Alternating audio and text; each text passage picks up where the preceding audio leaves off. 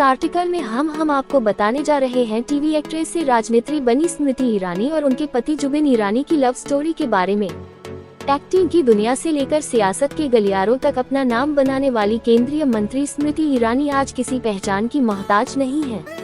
स्मृति मल्होत्रा के नाम से जन्म लेने वाली वह लड़की जो आज लोगों के बीच में स्मृति ईरानी के नाम से जानी जाती है, अपने परिवार में लड़कियों में सबसे बड़ी थी। उनका परिवार संस्कृति और संस्कारों में काफी विश्वास रखने वाला है। स्मृति बहुत ही शांत स्वभाव वाली थी।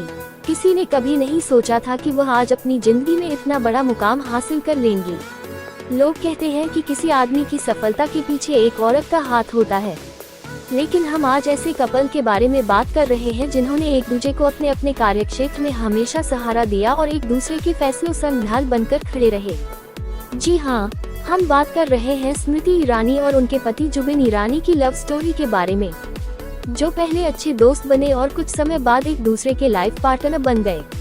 स्मृति अपनी युवावस्था में काफी शांत स्वभाव वाली लड़की थी और अपनी बाकी दोनों बहनों की तरह अपने सपने को लेकर इतनी सजग नहीं थी, मगर किस्मत को कुछ और ही मंजूर था। स्मृति जैसे ही 16 साल की पूरी हुई, उनके शौक बदलने लगे थे। स्मृति ने गेम्स में हिस्सा लेना शुरू कर दिया और फिर अपनी किस्मत आजमाने मुंबई चली गई थी। कुछ ही समय बाद स्मृति का मिस इंडिया कॉन्टेस्ट में सिलेक्शन हो गया था, जिसमें उन्होंने टॉप 5 में जगह भी हासिल कर ली थी। यहीं से उनके मॉडलिंग करियर और स्ट्रगल की शुरुआत हुई थी। अपने इन दिनों को याद करते हुए एक बार स्मृति ने बताया था कि मैंने 1998 में मिस इंडिया कॉन्टेस्ट में हिस्सा लिया था, मगर मेरे घर वालों को इस बारे में कोई जानकारी नहीं थी। मैं देखने में इतनी सुंदर नहीं थी और दिखने में किसी मॉडल के आसपास भी नहीं थी। इसीलिए जब मुझे कॉन्टेस्ट के लिए शॉर्टलिस्ट कर लिया गया, तब मुझे काफी आश्चर्य हुआ और फिर मैं फाइनल्स के लिए मुंबई आई थी। मेरे पिता मेरे कॉन्टेस्ट में हिस्सा लेने से इतने खुश नहीं थे। किसी को विश्वास नहीं था कि मैं फाइनल में भी पहुंच सकती हूं। मैंने अपने पिता से 2 लाख रुपए ये कहकर उधार लिए कि ये पैसे मैं उन्हें वापस भी कर दूंगी। मैं मुंबई आई और पूरी ईमानदारी के साथ फाइनल की तैयारियों में जुट गई थी। मेरे पास कॉन्टेस्ट के लिए मेरा आउटफिट था, जो मनीष मल्होत्रा ने डिजाइन किया था। मैंने अपने ट्रेनिंग सेशन और अपने खाने के पैसों का भुगतान किया। बाहर का खाना, मुंबई का सफर, टैक्सी का किराया और अकेले रहने की वजह से मेरा खर्चा बढ़ता जा रहा था। दुर्भाग्य से मैं आखिरी दौर तक आई, लेकिन वो कॉन्टेस्ट जीत नहीं पाए और बस अंतिम 5 कंटेस्टेंट में एक रही। जब स्मृति कुछ रोल्स के लिए ऑडिशंस दे रही थी, तभी उनकी दोस्ती होती है एक पारसी बिजनेसमैन से, जिनका नाम जुबिन ईरानी था। उन्होंने उस वक्त सपने में भी नहीं सोचा होगा कि उनकी ये दोस्ती उनकी जिंदगी भर के साथ के रूप में बदल जाएगी।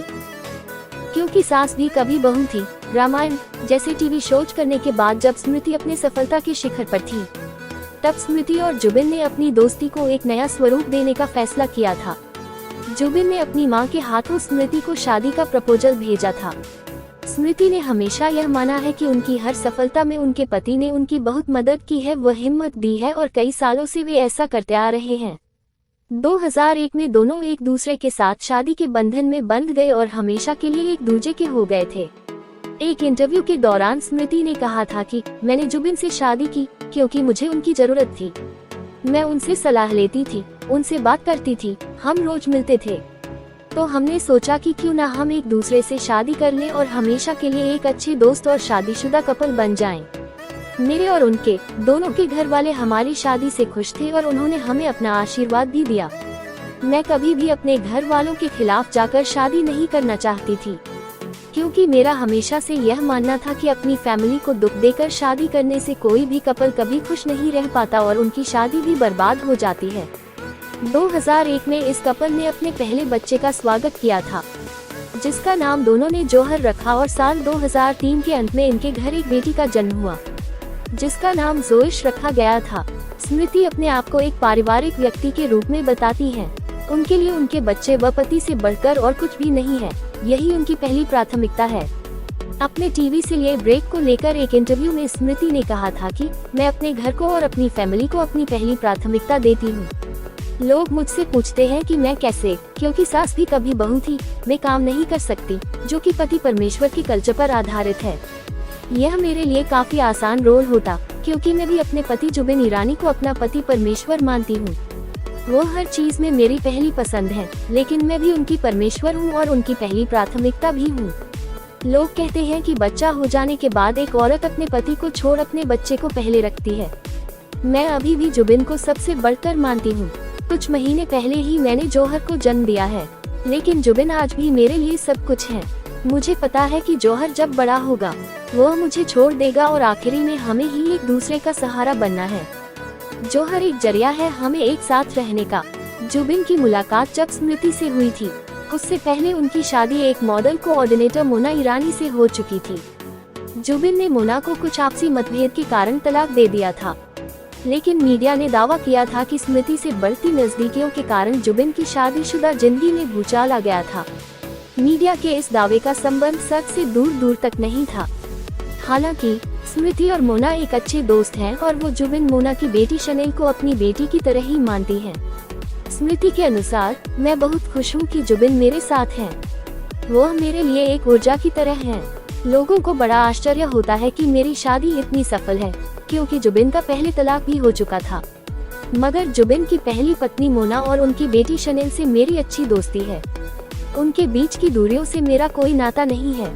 मेरा मतलब केवल जुबिन से और अपने बच्चों से है और यही मेरे लिए बहुत अच्छा है। स्मृति अपने परिवार को हमेशा 6 सदस्यों का परिवार मानती है। स्मृति का अपनी सटीक डॉटर शनेल के साथ बॉन्ड काफी अच्छा है और वे दोनों एक दूसरे से काफी प्रभावित भी रहती हैं। जुबिन और स्मृति एक कपल के तौर पर काफी मजबूत हैं। एक तरफ जहां स्मृति राजनीति की दुनिया में अपना खूब नाम कमा रही है, तो दूसरी तरफ जुबिन अपने बिजनेस को सफलतापूर्वक आगे बढ़ा रहे हैं। एक कपल के रूप में स्मृति और जुबिन ने ये साबित किया है कि अगर आप अपने पार्टनर का साथ देते हैं तो आप जीवन की किसी भी दुविधा का सामना आसानी से कर सकते हैं।